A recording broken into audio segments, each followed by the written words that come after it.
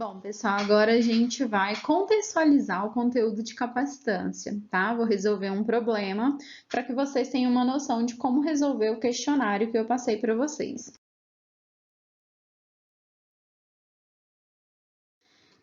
Esse problema diz o seguinte: as placas de um capacitor esférico têm 38 milímetros e 40 milímetros de raio.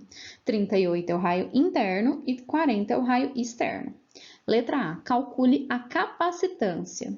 Letra B, qual a área das placas de um capacitor de placas paralelas com a mesma capacitância e a mesma distância entre as placas?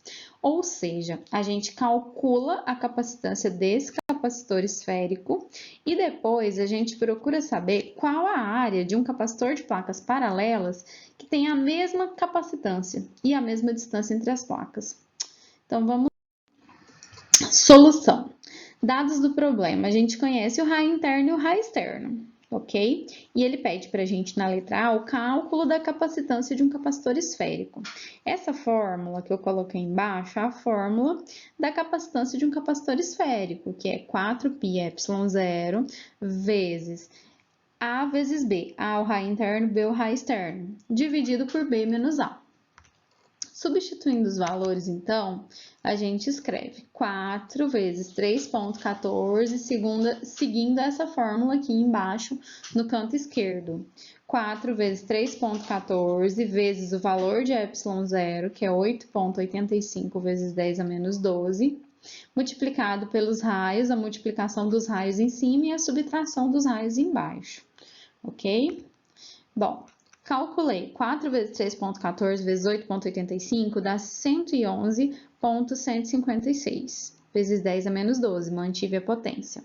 A multiplicação de 38 vezes 10 a menos 3 por 40 vezes 10 a menos 3 dá 1520 vezes 10 a menos 6, porque na multiplicação de potência a gente conserva a base 10 e soma os expoentes, certo? Por isso que ficou 10 a menos 6.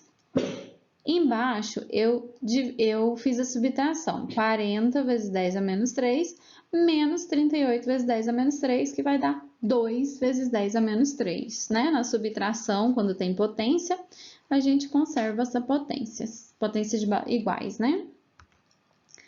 A capacitância, então, eu venho aqui e pego 111,156, multiplico por 1520 e divido isso por 2. Eu chego nesse valor de 84.478,85. Vezes 10 a menos 12, vezes 10 a menos 6, que eram as duas potências que estavam em cima, vezes 10 a mais 3, porque a potência que estava embaixo, ela passou para cima, e o sinal do expoente inverteu. Era 10 a menos 3 embaixo, ficou 10 a mais 3 porque passou para cima, ok? Agora a gente só faz o seguinte, o cálculo entre essas potências, você conserva a base e soma os expoentes, vai ficar 10 elevado a 10 a menos 12 menos 6 dá menos 18, mais 3 vai dar menos 15, né? Fica 10 a menos 15.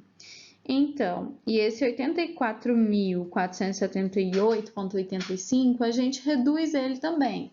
Eu ando com a vírgula, 1, 2, 3 casas.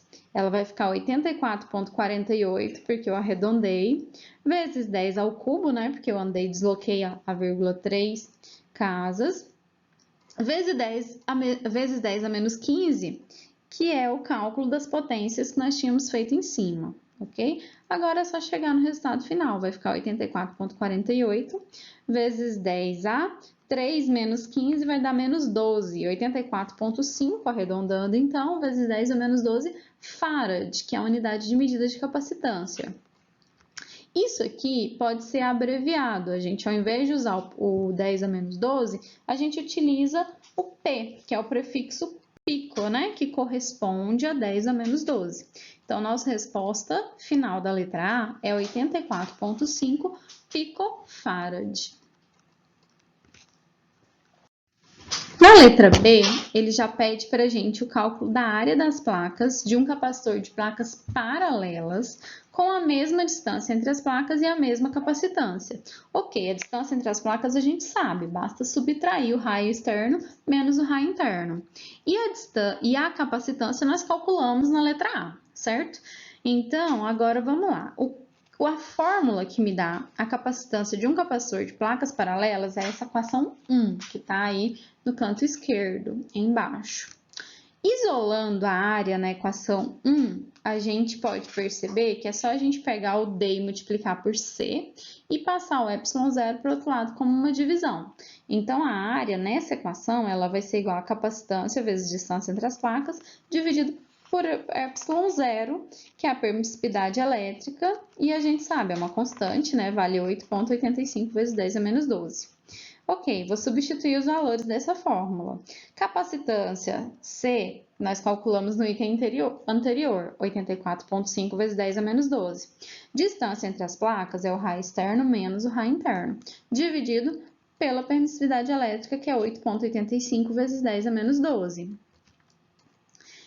10 a menos 12 em cima e embaixo, eu posso cortar ambos. E agora eu faço o quê? 40 menos 38 vai ficar 2. 2 vezes 84,5 dividido por 8,85 vai dar 19,1. E sobra pra gente 10 a menos 3, certo? Então, eu tenho 19,1 vezes 10 a menos 3 metros quadrados. Essa já é a resposta final, pode ficar desse jeito. Mas eu também posso reescrever essa equação para tentar passar isso para centímetros quadrados.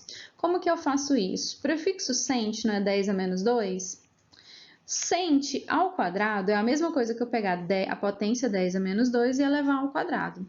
Então, eu pego esse fator e multiplico e divido essa equação por esse fator, 10 a menos 2 elevado ao quadrado, certo? Esse prefixo 10 a menos 2 ao quadrado fica cent ao quadrado. Eu substituo o que está em cima por cent ao quadrado. Já o que eu coloquei embaixo, eu só faço a multiplicação. Menos 2 vezes 2 vai ficar 10 elevado a menos 4. Agora, eu passo para cima esse 10 a menos 4 que está embaixo. Eu passo ele para cima como se fosse uma multiplicação. E o cent ao quadrado fica centímetros ao quadrado. Eu coloquei os dois, tanto o prefixo cent quanto a unidade metro ao quadrado, dentro do quadrado.